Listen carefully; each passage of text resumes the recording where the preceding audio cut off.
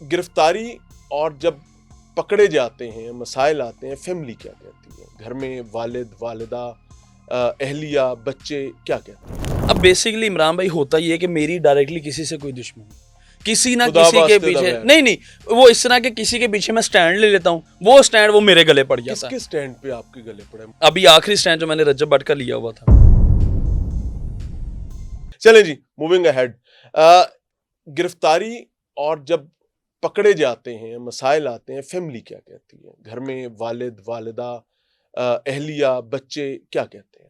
अच्छा, बेसिकली चीज़ ये है कि वालदा तो मेरी मुझे बहुत डांटती है, वालिद साहब जो हैं वो हयात नहीं है अभी, ठीक अच्छा, है अल्लाह उन्हें गरीब करे। जी, आमीन।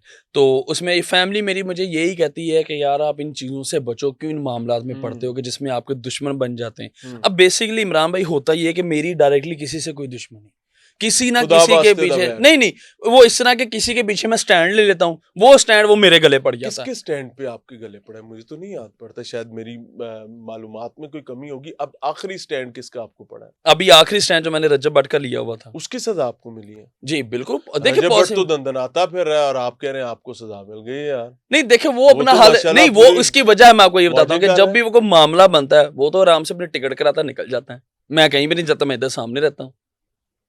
अब होता उसमें ये है कि अब डायरेक्टली काशिफ को तो पॉइंट आउट नहीं ना किया जा सकता, इसलिए काशिफ ज़मीर की जिंदगी में कोई ऐसे जो काम है वो पकड़ के उस पर कोई ना कोई मामला बना दिया जाता है। रजब को आखिरी सपोर्ट आपने क्या किया है?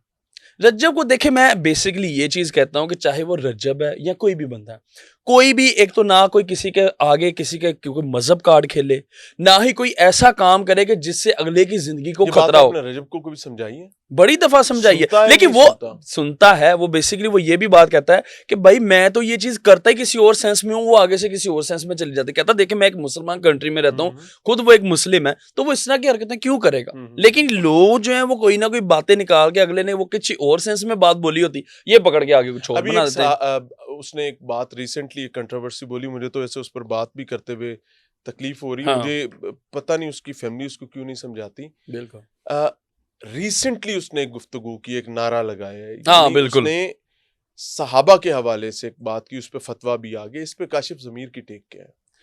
अच्छा इमरान भाई, बेसिकली ये जो भी इसका ताज़ा ये मामला चला, हाँ नहीं बिल्कुल ये दोहराना भी चाहिए, क्योंकि देखें हमारे लिए साहब कराम देखें ज़ाहिर सी बात है, बीइंग अ मुस्लिम बिल्कुल ऐसा ही है। लेकिन ये उसने अगर ये बात बोली है तो उसको इस बात पे अपनी जो है एक्सप्लेनेशन देनी चाहिए, उसको इसकी सजा मिलनी चाहिए या उसको वापस रजू। अगर तो उसको मैं एक बात बताता हूँ, अगर तो उसको एक चीज पता था और उसने जानबूझ के वो चीज की, फिर तो वो सजा का हकदार। अगर एक देखे इंसान खता का पुतला, एक इंसान को एक चीज की नॉलेज ना हो और देखे बेदहाने में उससे अगर एक चीज बोली गई है तो मेरा नहीं, रुजू करना चाहिए। यही मैं बेसिकली कह रहा हूं कि अगर उसका देखें, अगर आप देखें ईमानी कुरानी, वो कुरान ये समझता है कि उसने जो बोला है वाकई उसने लाइल्मी में बोला है।